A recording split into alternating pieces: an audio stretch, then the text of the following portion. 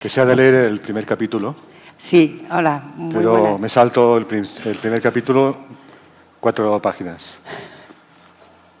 Porque el primer capítulo parece una repetición de París no se acaba nunca a propósito y no conviene dar una mala impresión de que me repita.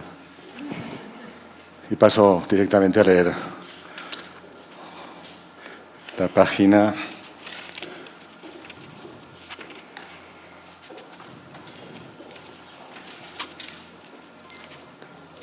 La página 7. No, perdón, la página 28. ¿Se oye bien? Decir que el secreto de aburrir era contarlo todo fue siempre para mí una buena forma de acabar de un plumazo con el narrador decimonónico y su abrumadora versión del sábelo todo. Pero hubo un día en que reparé por fin en que también existían un tipo de narradores omnipresentes que nada tenían de pesados, todo lo contrario. Herman Melville, el autor de Moby Dick, por ejemplo, lo escribí en una libreta y de inmediato me llegó la satisfacción de haber acabado con su absurda rutina, que había llegado a durar décadas, de ir sistemáticamente sin hacer distinciones contra el narrador decimonónico, una manía a la que, aunque tarde, supe ver a tiempo que me urgía ponerle un final. Acabar con la rutinaria frase sobre los decimonónicos me abrió panoramas y me permitió además iniciarme en el arte de ir oscilando de un lado para otro, como un barco en alta mar, y cotejar de vez en cuando el contraste maravilloso, por ejemplo, entre lo miniaturizado por Tabucchi en Dama de Porto Pim y la vertiente colosal de Moby Dick, donde todo era monumental, las ballenas para empezar. Y donde además brillaba de un modo innegable y atractivo el inmenso afán enciclopédico de Herman Melville, que, entre otras cosas, nos informó en su libro de que los mejores balleneros del mundo solían proceder de la imponente isla de Pico, en las Azores. Meses después de mi paso por Becchiano y Roma, conocí a Tabucchi en una fiesta en Barcelona, en el Hotel Colón junto a la catedral. Quise contarle que había visitado Becchiano, su ciudad natal, pero él, sin mirarme siquiera, me propuso que le siguiera hasta una barra de bar que estaba al otro lado de la sala. Para llegar a la barra dorada había que apartar a mucha gente, así que el camino que emprendimos fue largo. Empecé a andar detrás de Tabucchi, que parecía que llevara un machete porque mostraba una asombrosa facilidad para abrirse paso camino en la selva de bebedores. Y en un momento de ese trabajoso trayecto hacia el otro lado de la sala, me preguntó a bocajarro y mezclando acento italiano y portugués: «Amigo, ¿por qué me persigues?» Capté el vuelo, el sentido de la pregunta. Estaba claro que él sabía que en uno de mis artículos de prensa había copiado literalmente parte de su descripción del Peter's Bar, un fantástico antro de las Azores que no tardaría yo mismo en conocer, pero que antes, gracias a Dama de Porto Pim, había podido describir como si lo hubiera frecuentado toda la vida. Ese día, mientras cruzábamos la selva de aquella sala hasta la barra más inmediata, hice como que no captaba su indirecta y tarjeta de presentación y me dediqué a contarle que en París había renunciado a escribir, pero que luego, de vuelta a Barcelona, había cambiado de idea y me había puesto a redactar historias como un loco, llegando incluso a dejar tirada en una cuneta la vida misma. «Querrás decir transformando la vida en literatura», dijo Tabucchi, porque piensa que el mismo hecho, me dijo, de decirme que en París renunciaste a escribir ya es literatura. Y a esa ley no podemos sustraernos, ni tú ni yo. ¿No te parece? 8. El tipo del que me gustaría hablar ahora parece salido de un cuento de Navidad, pero también es un ser humano muy real. Un clochard que se sentaba en el suelo todos los días, a finales desde el siglo pasado, en la puerta de entrada de una librería de París, en el Boulevard Saint-Germain, frente a un histórico kiosco de revistas. La librería ya no existe y del clochard hace años que dejé de tener noticias. Solo el kiosco de prensa sigue ahí. El hombre que se sentaba en el suelo sigue estando ahí, le dedico una rápida mirada cada vez que visito París, era de los más refinados, el hombre, de los más refinados que he conocido, ya no solo por su elegante forma de comportarse, ya no solo porque daba los buenos días a los transeúntes que se detenían frente al kiosco o entraban en la librería, sino porque se dedicaba a leer los clásicos, sentado allí sobre los cartones que ordenadamente había dispuesto en el suelo y desde donde contemplaba de vez en cuando el tráfico general del mundo. En ocasiones, con las maneras del Che Guevara, le había visto ponerse de repente en pie y fumar, casi arrogante, y con la mirada en el horizonte, un colosal puro habano que desconcertaba más de un transeúnte. Si bien lo había visto ya a veces en mi primera etapa en París, en mi etapa de inquilino de un fragmento de garaje en el norte de la ciudad, lo seguí viendo en las sucesivas ocasiones y diversas circunstancias en las que regresé a París. Pero nunca imaginé que un día en Florencia el escritor Antonio Tabucchi me hablaría de aquel clochard y de los puros habanos. Sentados en un café con terraza estival junto al río Arno, Tabucchi me dijo que había hablado una vez con aquel clochard tan popular en el Boulevard Saint-Germain, y la escena que pasó a contarme sucedía en un atardecer en el que nevaba copiosamente en París y Tabucchi estaba solo en la ciudad y, sintiéndose angustiado en su pequeño apartamento de la Rue de la Université, decidió salir a dar una vuelta por el barrio y no encontró a nadie hasta que tropezó con su amigo el clochard, al que le comunicó su desasiego absoluto por estar vivo y por la crudeza de aquel día de invierno. El hombre, por toda respuesta, le invitó a sentarse a su lado sobre los cartones desplegados en la acera y a mirar el mundo desde su modesta posición a ras de suelo. Tabucchi no dudó en aceptar y estuvieron largo rato en silencio, allí en la entrada de la librería y contemplando desde abajo el paso apresurado y a veces errante, pero siempre indiferente, de los transeúntes invernales, hasta que el clochard rompió el silencio para decirle algo que a Tabucchi le quedó grabado para siempre. ¿Lo ves, amigo?, le dijo a Tabucchi. ¿Lo ves, amigo? Desde aquí uno puede verlo muy bien. Pasan los hombres y no son felices. Bueno.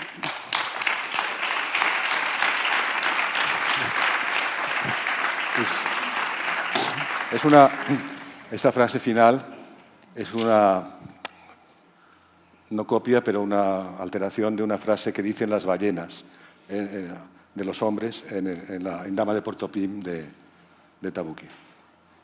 Las ballenas se dan cuenta de que los hombres no son felices, toman la palabra para decirlo. Muchas gracias, Enrique. Bueno, yo quería daros las gracias a todas y a todos por venir, también a Capítulo 1 por invitarnos, a la traducción y a Enrique y a Paula por ese encuentro que sucedió, de estas cosas que deseas y no sabes, como que nos encontrásemos en la recepción del hotel. Y entonces nuestra conversación ya ha empezado ahí, vamos por fragmentos, ¿no? Todas las conversaciones, para mí es muy difícil determinar cuándo empieza y termina una conversación. Mi conversación contigo empezó antes que la tuya conmigo, me refiero como lectora. Y bueno, pensaba que como este libro lo definía de manera así un poco rudimentaria como matrioska, porque unas ciudades están contenidas en otras, Sí. que fue escrito en Barcelona, pero es París, ¿no? Y hay ciudades que aparecen en las que no has estado, como Reykjavik. Y bueno, no sé, pensaba que esta camiseta de alguna manera invoca París un poco, o el cliché de París, y que igual te gustaría. No me había dado cuenta, pero tal vez vienes de Agut de Souffle, ¿no? De la película. Claro, Sí. aunque estoy en mi perfil malo, ¿eh? Mi perfil bueno es este, no este. No lo sabía, no lo había visto, pero ahora lo reconozco. Tú tienes mi perfil bueno, que es lo importante. Pero bueno, no sé si me ocurría preguntarte algo, pensaba algo que te preguntan mucho, ¿no? Sobre la relación entre ficción y realidad, que pensaba, bueno, en una autora que se llama Chris Kraus, que también dice Chris Kraus, que también dice que todo es ficción porque en el momento que eliges contar una historia la cuentas de una manera u de otra y ya estás haciendo ficción. Y en algo que dices en varias conversaciones que he visto contigo de que el castellano es el idioma de la ficción, pero el catalán es el idioma de la verdad. Y aquí, como haces ficción y verdad, se me ocurría preguntarte cuál es la diferencia entre mentira y ficción. ¿Cuál ves tú? Vale, me acuerdo de una conversación en Barcelona con una escritora en catalán que decidimos hablar en catalán y en castellano partiendo de esta frase. De modo que se volvió enloquecido el diálogo porque había que estar siempre pendiente de cuando hablaba en catalán porque decía la verdad, ella o él o yo. Y se convirtió pues en una demostración de que en realidad a veces no nos damos cuenta en qué lengua hablamos. Yo hablo catalán y castellano indistintamente, depende de quién sea la persona que está conmigo. Se entendió literalmente como que decía la verdad. Naturalmente nadie dice la verdad, o sea, no he oído nunca a nadie que diga la verdad absoluta, ¿no? Como mínimo. Sí es cierto que mi madre me decía que tenía que decir siempre la verdad y a eso me he dedicado toda la vida escribiendo, tratando de buscar esa verdad, ¿no? Pero bueno, se ha entendido de otra forma también. Pero era porque estaba cansado de que me preguntaran por qué no me había pasado al catalán. Y encontré una fórmula mejor que explicar que el franquismo me había impedido, no me había impedido hablarlo en familia, pero sí escribirlo. Pero todo es un tópico repetirlo. Y por otra parte, por mi parte, lo mejor que podía hacer era decir que cuando escribía me movía en el terreno de la ficción absoluta. Y eso justifica pues, el empleo de esta lengua, que podía ser otra si la conociera. Es decir. Bueno, que de hecho me comentabas, ¿no?, que hoy por la mañana que había una idea de que yo sustituya a un robot, o de que hubiera una conversación que fuera con una inteligencia artificial. Sí. Sí. Digo, como desvirtuando ya ¿no? Porque creo que las conversaciones se basan más en la improvisación. Antes te quería, perdona, que te conteste la primera pregunta. Sí. Y como no eres un robot, me vas a entender enseguida. Bueno, no sabemos, ¿eh? Igual lo han hecho muy bien. Pero digamos que, no, la idea era genial, la del robot, pero parece que el robot se encallaba con unas frases que decía, le acabo de decir a usted, como refunfuñaba y no podía funcionar aquí. Claro, un robot que encima se enfada contigo, ¿no? Pero, ¿cómo? Un robot que encima se enfada contigo. Sí, le decía, pero si le acabo de decir, hombre, por favor, ¿no?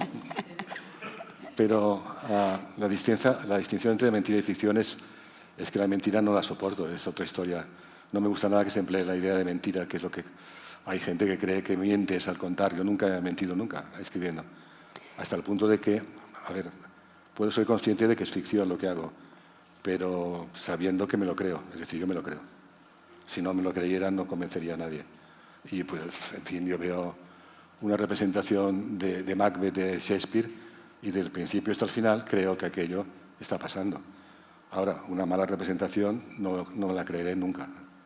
Es decir, pero eso ya sería, dentro del territorio de la ficción, pues Juan Marsé decía que él veía una película y le bastaba con los primeros 30 segundos. Salía, por ejemplo, un tío con una gabardina que fumaba. La manera de encender el pitillo, si no se la creía, ya no se creía la película. Eso es clarísimo, ¿no? Por lo tanto, el trabajo del escritor es adentrar al lector en algo que ha de creerse. Y en mi caso siempre me creí lo que escribía, hasta el punto de que lo cuento y lo he incorporado a mi vida, tanto si ha pasado como si no. Claro, porque también escribes antes de viajar para que te pasen cosas en los viajes. Igual lo estoy diciendo mal, porque yo me he visto muchas conversaciones con Enrique, que creo que es una persona muy generosa a la hora de compartir, y como que hay una pulsión muy de, bueno, como estoy muy contaminada por el inglés, que lo hablo a diario, ¿no?, de storytelling, del contar, en también lo que entiendo desde mi punto de vista, como que las conversaciones que mantienes con gente son parte de la literatura, en todas esas anécdotas que se repiten y que se Pero, por ejemplo, tú decías que yo contaba viajes antes de hacerlos. No, en una presentación en Barcelona, en el CCCB, en La Condición Humana, cuando te invitaban, tengo aquí las notiñas, espera un momento. El sentido de la espera se llamaba tu presentación. El sentido de la espera, que era la que cuentas también cuando vas a Nueva York y ese momento un poco de decepción que hay al estar en Nueva York, ciudad en la que deseas mucho estar, ¿no? Te estoy resumiendo de manera injusta y atropelladamente ahora, pero se me acaba de ir el santo al cielo. Yo me inventaba los viajes a veces. No, que una vez... Los iba a hacer, pero por motivos periodísticos, que no podía enviar, no tenía ordenador portátil, el resumen del viaje al periódico. Lo contaba antes de hacerlo, después iba allí y trataba de que me pasara lo que había escrito ya.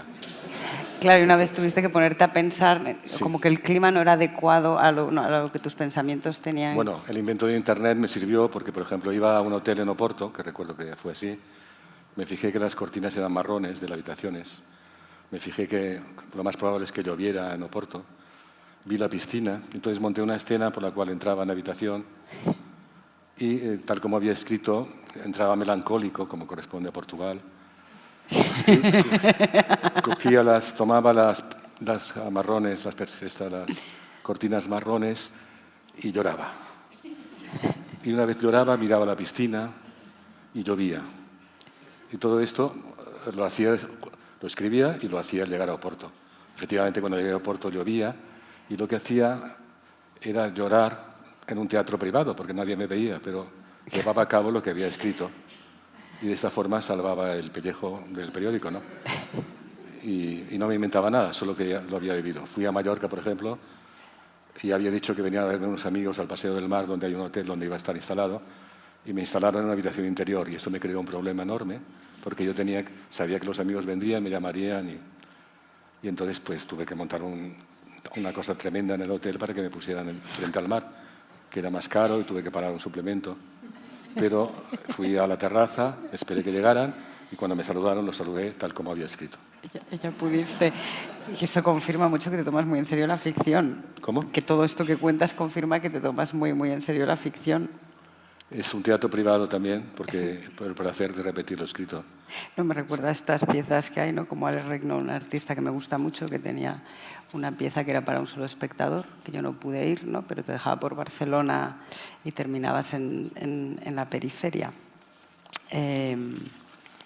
A ver, en estas notas desorganizadas, porque yo, pensaba que Montevideo, que no es que vengamos a presentar el libro, pero es un libro nuevo, que te gusta más que digan que es el nuevo libro que es el último.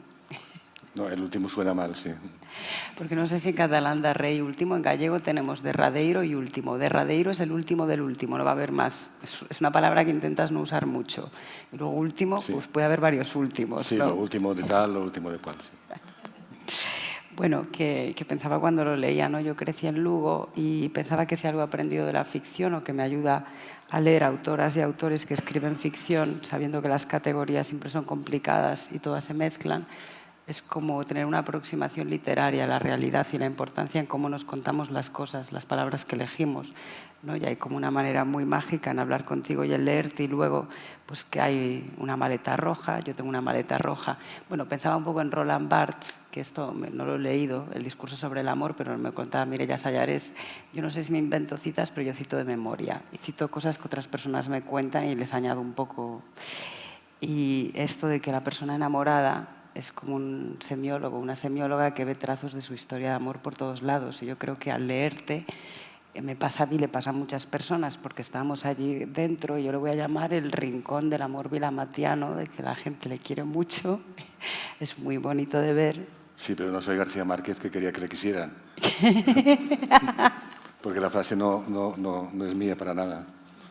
No, bueno, pero te contaba esto que también me había dicho Mireia Salares, que ¿no? Cuando el rey le pregunta a Maquiavelo cuál es la mejor herramienta para que me quieran, si el amor o el miedo, o sea, que el amor no lo puedes controlar, el miedo se controla un poco más, y tenemos pues, muchos ejemplos de dictaduras. Y precisamente el último texto de Barthes, que has citado, habla del amor a Italia. Es un texto bellísimo, que yo te enviaré cuando... Es bellísimo, es un viaje a Italia y analiza lo que es el amor por un país. ¿Y qué dice? Pues el sentido que es lo más antirracista que hay, ¿no? Y te enamoras de todo. Por ejemplo, cita a un amigo suyo que se enamoró del Japón y se enamoró de todo, hasta de unas señales que había rojas en las calles, por ejemplo. Un amor total, hablando de que el amor se desborda, ¿no? Sí. Es que no sé, cuando en Japón que tienen unas casitas y unos jardincitos en todas las esquinas. Y además tenía un comienzo maravilloso porque dice: estoy en Milán y tomo un tren a una ciudad lejana y solitaria, Lecce, que es al sur de toda Italia. Tomar de noche un tren hacia un lugar que no conoces, irse hacia el sur de Italia para perderse en una ciudad lejana y solitaria. Y este comienzo era una maravilla, ese texto inacabado.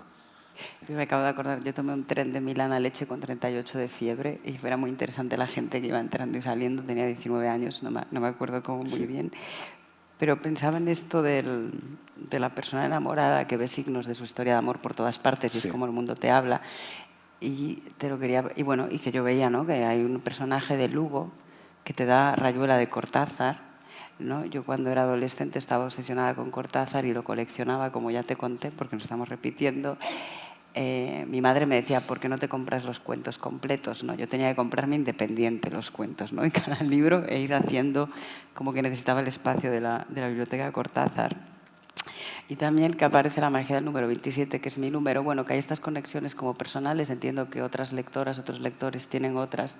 Pero me preguntaba, cuando tú estás escribiendo una novela o un artículo y hay como que la realidad te está hablando y todo el rato ves señales, que cómo funciona cuando tú eres el semiólogo, que ves que toda la realidad te está hablando de lo que tú estás escribiendo, o me hablabas antes, ¿no? De un motivo, de tener una idea para levantarse al día siguiente y seguir escribiendo. Sí, hay una entrevista a Hemingway en el 54, en los primeros números del Paris Review, en la que fue una entrevista, la suya y la de Faulkner fueron dos entrevistas que marcaron muchísimo a la siguiente generación, fueron muy leídas, especialmente la de Faulkner. Y la de Hemingway, hay una pregunta que me fijé mucho, le preguntan por su horario, y es una pregunta que aún se hace siempre, ¿cuál es su horario?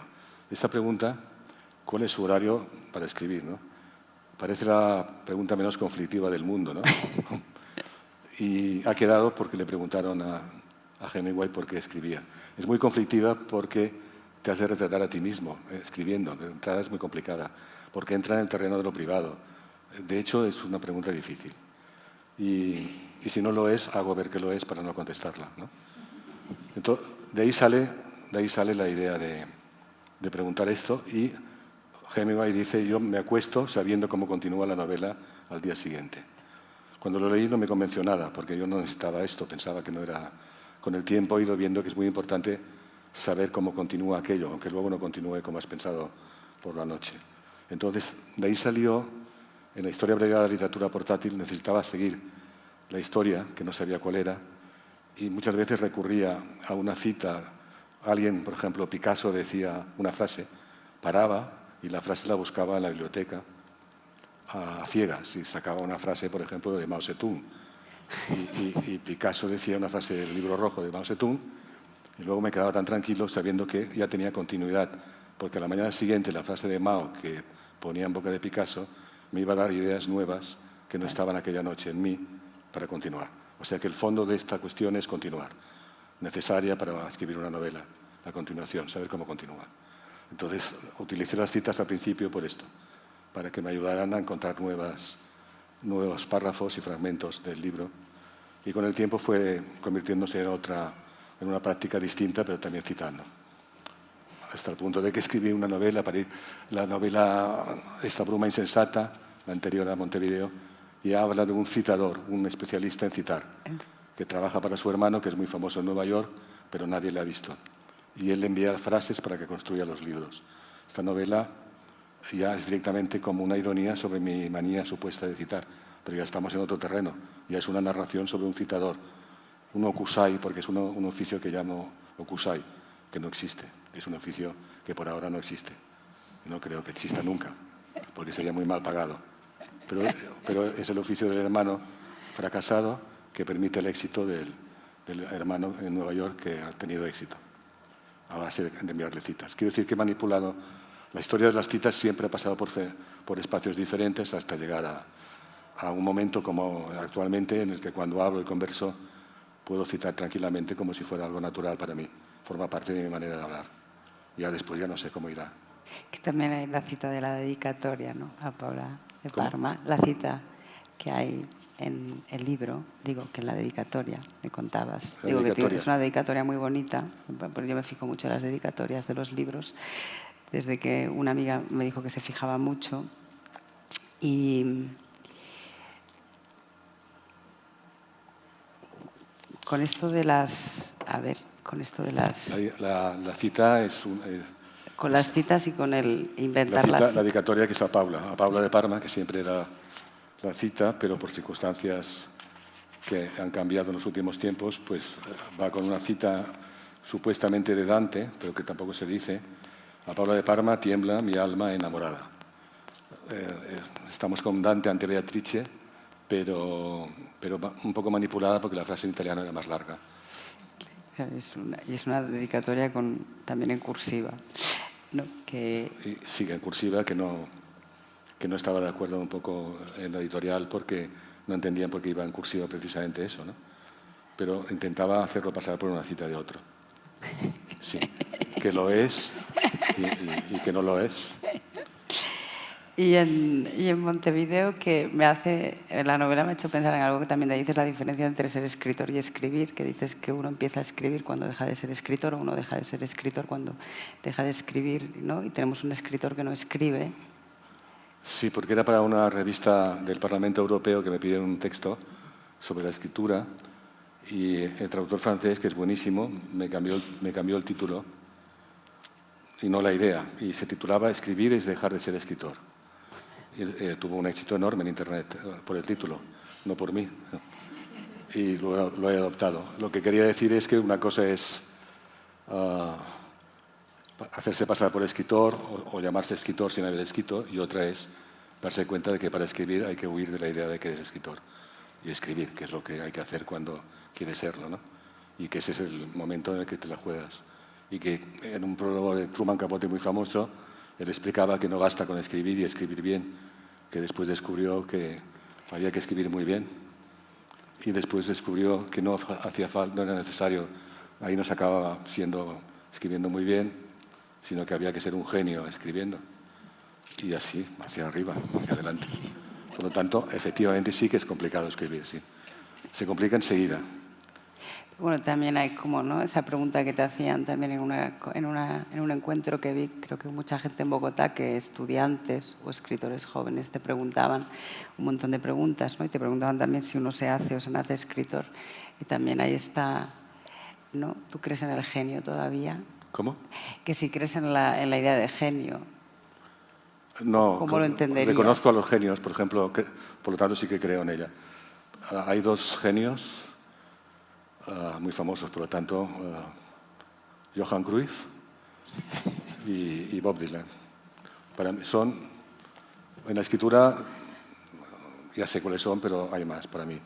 Pero en este caso son estos dos, indiscutibles. En el caso de Cruyff, porque cuando lo entrevistabas, siempre te decía una cosa que valía por lo contrario también. Es una técnica dificilísima de llevar a cabo. Dices una cosa que luego pues tú estás en desacuerdo, pero te das cuenta que también lo ha dicho. Las dos cosas. Tiene los dos lados. Y por eso, y con la excusa de que no hablaba bien español, soltaba unas frases que eran indiscutibles. Esto es genialidad. O sea. Que hacía muchas bromas en el Polonia, en el Cracovia, este programa catalán con Sal y Disfruta. ¿Sabes? Perdón. No. Johan Cruyff recomendaba sales de fruta a los jugadores. ¿Cómo? No sé. Yo aprendía catalán así, con el Polonia y el Cracovia, y no es la frase motivacional hacia los jugadores era que tomasen sales de fruta. Y ellos entendían sal y disfruta. Claro, y este se dio por muy buena. Salir y disfrutar, claro, es muy fácil, claro. Claro, en las parodias que hacían de Johan Cruyff. Pero también la frase que él creía que era genial, y era genial, pero que es genial y no lo es, claro. Y él decía, si tienes la pelota siempre, no te van a marcar ningún gol. Claro, pero si no la tienes una sola vez en todo el partido, te lo meten. Es decir, y esa se ha dado siempre por muy buena, y la han repetido tanto que la he estudiado hasta el fondo y digo, bueno, pero en el momento que pierdes el balón ya estás en peligro total, ¿no? Claro, una cosa ya de afirmación como casi tautológica. Pero claro, lo bueno es que se lo creían todos, ¿no? Y eso también, si sales al campo convencido, también es bueno. Que había un escritor que hablaba de fútbol, Sergi Pàmies, ¿no? O tenía una columna. Hizo un libro de entrevistas con él, sí. Sí, ¿no? Que a mí la crítica de fútbol y la de arte creo que era Martina Mané. Pàmies hizo un libro entero de conversaciones con Cruyff y llegó a esta conclusión, claro, que todo valía por un lado y por el otro. Es un buen escritor, ¿no? Y Bob Dylan es un músico que te gusta mucho. Y Bob Dylan porque básicamente oí un disco de él justo cuando llegó a España. Yo iba al colegio todavía. Un amigo nos lo llevó a su casa y nos puso el disco de Bob Dylan y no había ido nunca nada como aquello. Pero no porque fuera bueno, sino que lo encontré horrible, vamos, o sea. Y además no entendía el inglés y dije, bueno, ¿pero esto qué es? Y a partir de ahí empecé a imaginar lo que decían las canciones. Él inventó el rap, evidentemente, o sea, está claro.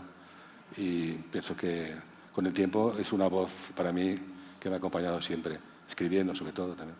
Y al entender inglés te gusta, porque a mí me pasa, ¿no? Cuando aprendí inglés, ¿no? Pues por ejemplo pasaba con Radiohead, esta decepción, ¿no? Del entender como que había el significado no verbal de las palabras en la voz, que también es una cosa que me gusta mucho de las conversaciones habladas.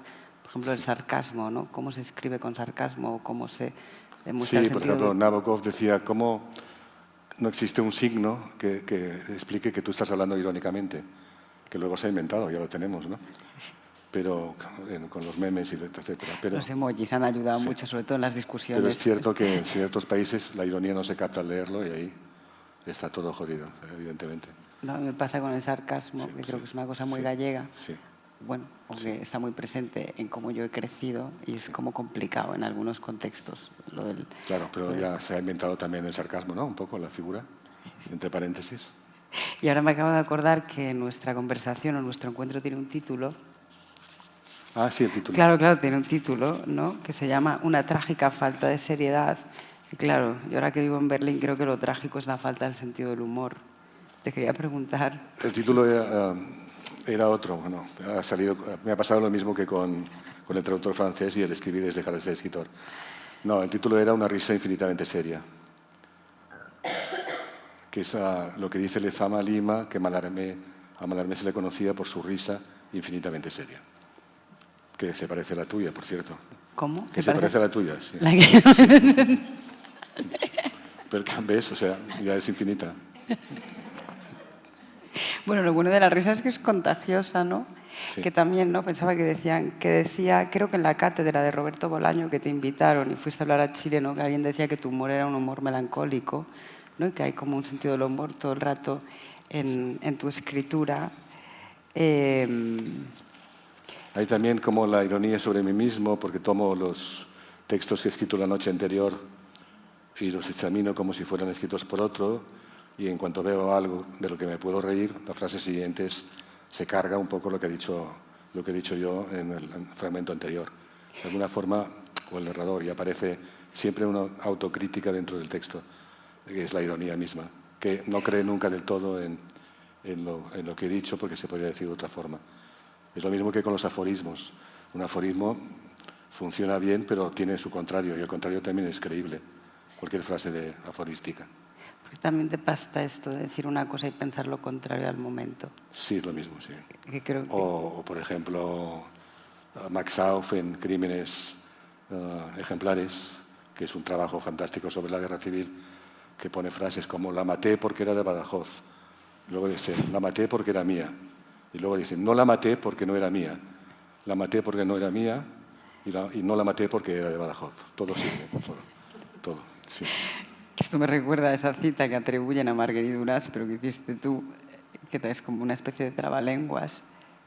Que la hice más sencilla, Lucía Druy empieza con esta cita, ¿no? ¿Cómo era? Escribir es tratar de escribir lo que escribiríamos si escribiéramos. Suena bien, pero no lo dijo Marguerite Duras. La suya es muy complicada, está en escribir un libro suyo. Y, bueno, la complicaba mucho más. Pero lo que decía era esto. Es tratar de escribir lo que escribiríamos si escribiéramos. Si escribiéramos de verdad. Entonces queda en el aire que es escribir de verdad, ¿no? Claro, te iba a preguntar qué es que escribir de verdad. Y por eso Montevideo es muy ambigua también. Bueno, no, ahora pensaba Marguerite Duras en La vida material, que se enfada con Roland Barthes, que dice que le quiere mucho, pero que no se puede creer su discurso sobre el amor porque Roland Barthes pasó de la infancia a la etapa adulta sin haber sufrido las penas o las pasiones de la adolescencia, ¿no? Que además fue tú en París. Bueno, yo también la vi.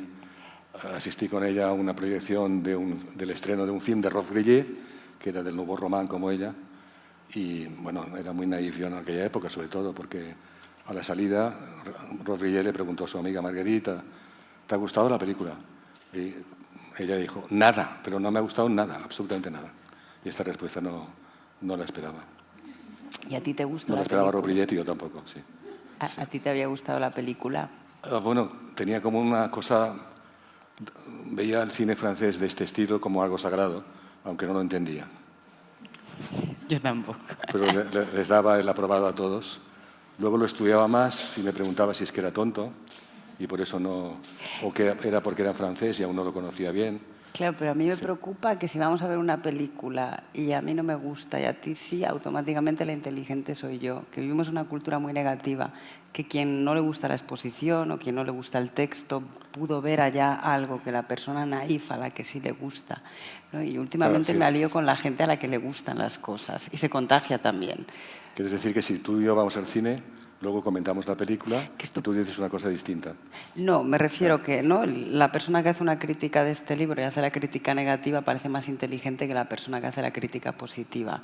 Que hay una cosa, cierta negatividad, ¿no? Y ahora que vivo en el norte de Europa lo huelo así, está como en el ambiente, ¿no? La asociación con la negatividad y la inteligencia, que a mí es algo que empieza a irritarme, ¿no? Y que hay una cosa en lo naif o en el ser propositivas y positivos que... Sí.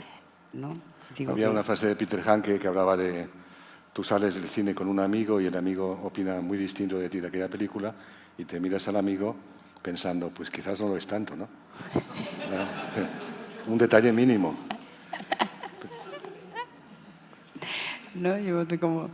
Que esto... a mí me gusta coger gestos y había una pregunta que ayer le hacía Elisabeth Duval a Edouard Louis y le preguntaba, ¿no?, que qué puede hacer la literatura como forma de expresión de la ficción de forma distinta a lo que pudiera hacer el cine, en lo que yo pude entender, porque hablo lenguas romances latinas, pero precisamente francés. Estaba intentando mis pinitos ayer y como sé que había y mucha gente aquí sabe que tú en algún momento deseaste ser director de cine, ¿no? Y también ahí, en ese trabajo en fotogramas, ¿no?, hiciste una tarea con la ficción, a mí me parece abrumadoramente hermosa, que es inventarte las entrevistas, tener la entrevista ya hecha como con Burges antes de, ¿no?, llegar allí y tener la entrevista hecha. Siempre actué como Ripley, que asesina que no le queda otro remedio, porque lo van a atrapar si no asesina. Si no, no matan ni tiene tendencia criminal. Y en mi caso era para salvar mi trabajo. No sabía traducir del inglés en fotogramas y inventé aquello para salvar mi puesto de trabajo, que era el primero que tenía con 18 años, ¿no? Pero siempre por necesidad. Y en cuanto a lo del cine, fue por necesidad de irme de fotogramas, porque ya me consideraba, había probado ya todo lo que había que hacer allí, tenía 20, y dije, me he convertido en director de cine y me voy del trabajo. Y entonces me dijo, pero ¿cómo ha sido esto de un día para otro, ¿no? Porque era como muy extraño. Y entonces dije, no, voy a hacer un cortometraje en Cadaqués. ¿Cuánto tiempo de rodaje tienes para un cortometraje? 2 días. Y dice, pues vuelve y trabajarás otra vez aquí, ¿no? ¿No te parece? No, porque yo ya soy director de cine. Entonces rodé la película en 2 días. Me presenté al Festival de Benalmádena, que había un festival de la época en Málaga, donde todos los que se presentaban iban en blanco y negro y llevaban color. Y estaba convencido de que ganaría. Y quedé el último. Con una película que además era muy bella, con poco contenido, pero era como si lo hubiera producido la Paramount. Y las demás eran en blanco y negro y muy cutres. Pero descubrí que había un tinglado entre todos para repartirse los premios. Yo era el que llegaba sin saber esto, ¿no? Y salí el último, pero con mucha dignidad, mucha dignidad. Después hice un pase en Barcelona, al que asistieron muchos directores de cine de la Escuela de Barcelona, todos en silencio, vieron una película que era malísima, por otra parte. Y al terminar estaba mi padre, que era el productor, el que había pagado solamente la película, el 16 milímetros. Los demás eran actores que trabajaban para mí gustosamente, entre ellos Luis Tiges, que aparece en tantas películas de Berlanga. Todos habían pagado sus vacaciones allí para salir la película. Sencillamente que mi padre dijo, si no he entendido mal, la película habla de la destrucción de la familia burguesa. ¿Es así? Y digo, pues sí, claro, es así. Dice, bueno, pues no habrá producción para otra película, porque ya lo que venía era peor, seguro. Bien, así fue. Entonces vi que era muy complicado seguir mi carrera en cine y volví a la escritura en la que ya estaba. Y pedí perdón y volví a fotogramas, humillado. Sí. Y había una persona que ocupaba mi lugar, pero me dejaron sentarme con ella, como si volviera a aprender y a empezar de nuevo, hasta que el servicio militar en África terminó con todo. Y ahí acabó todo.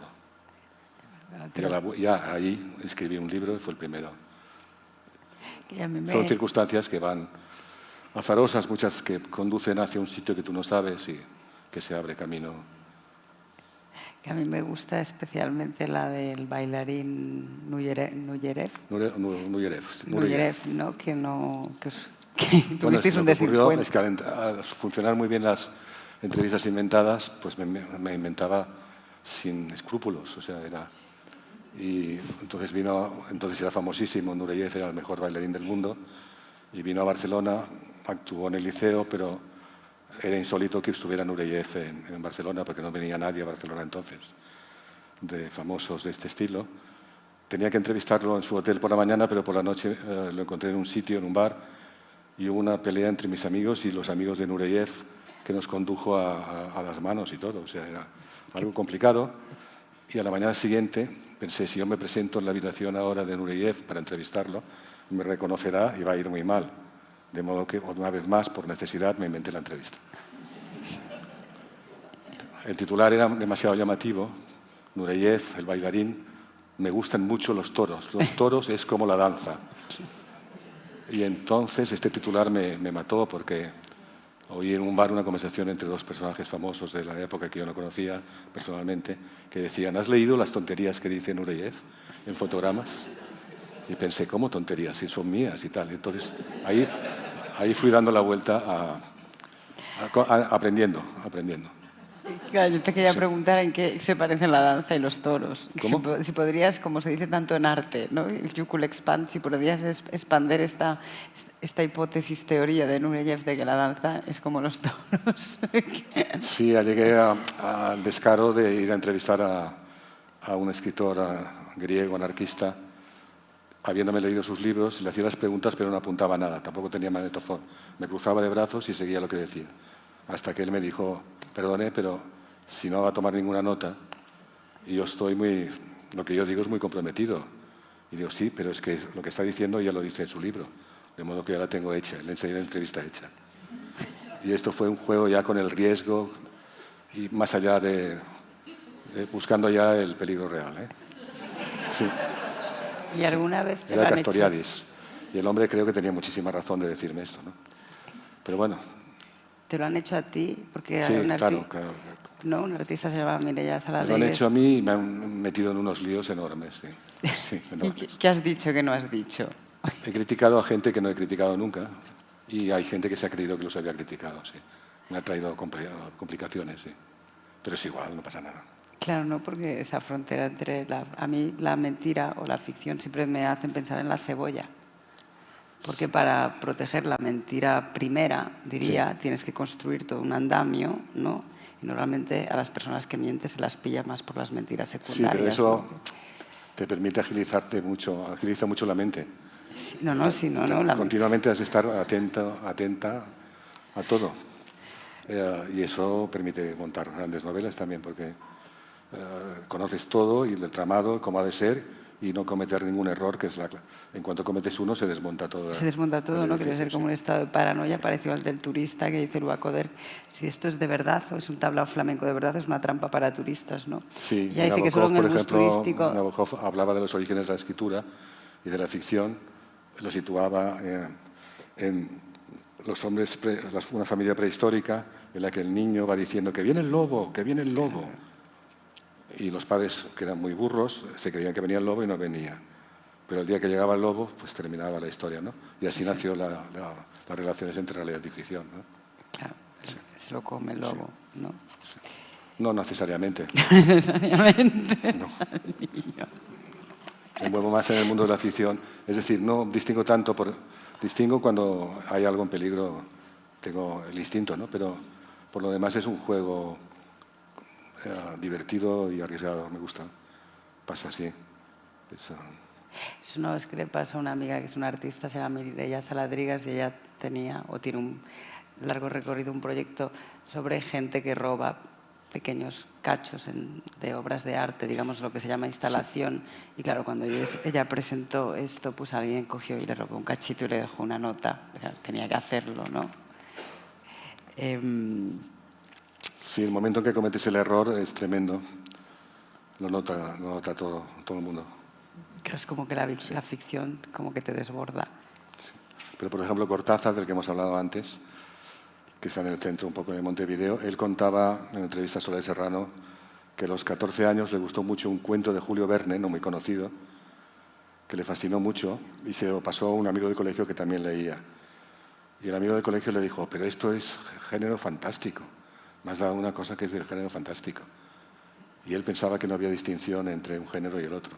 Él creía en eso, era el mundo suyo ya no tenía fronteras esa realidad y ficción, ¿no?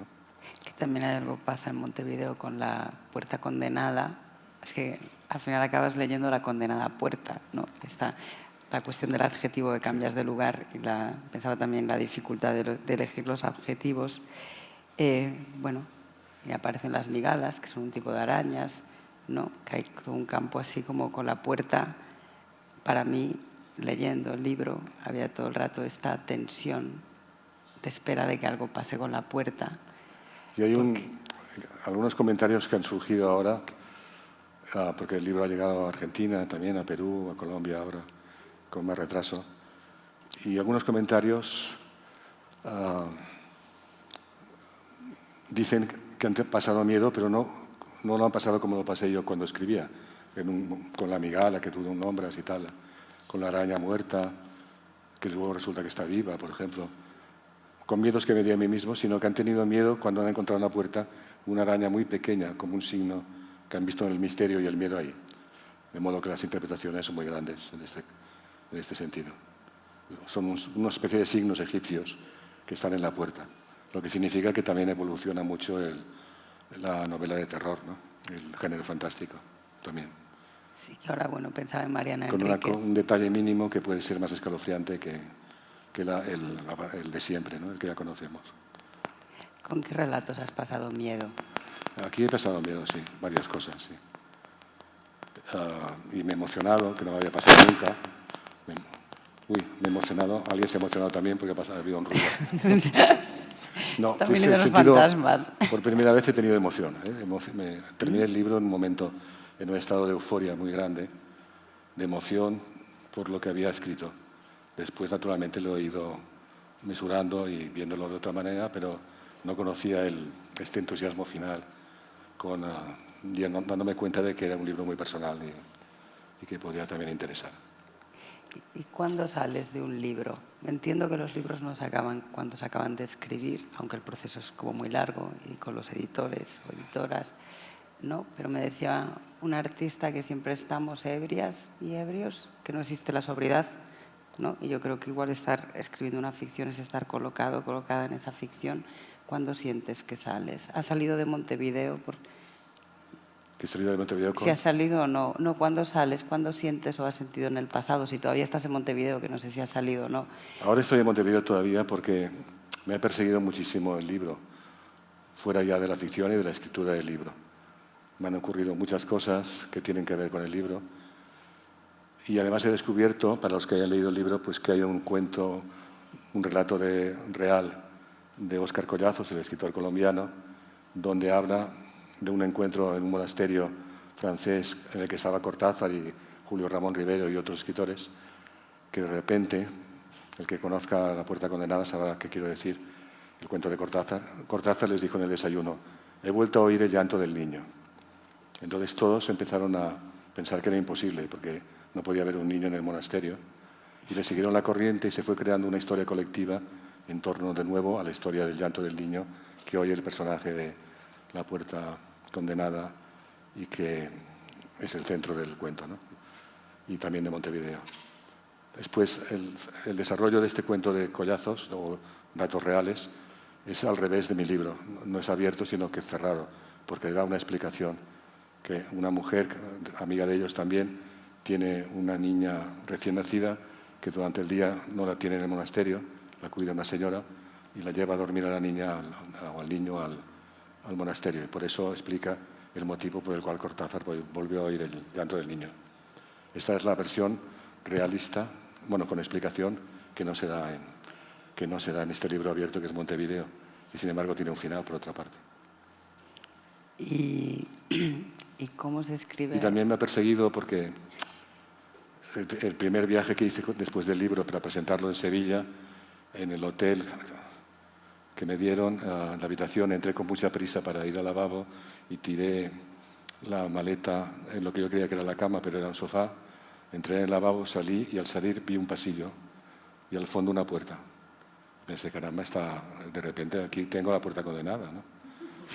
Y hice una foto primero, después esto ya es teatro privado porque voy a intentar abrirla porque yo sé que está cerrada, ¿no? Pero hice el gesto, la abrí y entré directamente en un cuarto de matrimonio. Entonces tuve que ir hacia atrás por el susto que me había dado y vi que la cama no estaba en la entrada, que estaba en una habitación más grande de lo que yo creía. Pero la novela me estaba siguiendo. Tanto fue así que dormí por la noche y a la mañana siguiente descubrí, en paralelo a lo que ocurre en Montevideo, que alguien había construido la terraza de la habitación durante la noche. Puestos a vivir perseguido por la novela, continué con... ¿Y en el presente qué otras novelas te persiguen, tuyas? De todo lo que hemos hablado me persigue. Todo, porque son cosas que me han perseguido siempre. Me han preguntado muchas cosas alrededor de estas cuestiones, ¿no?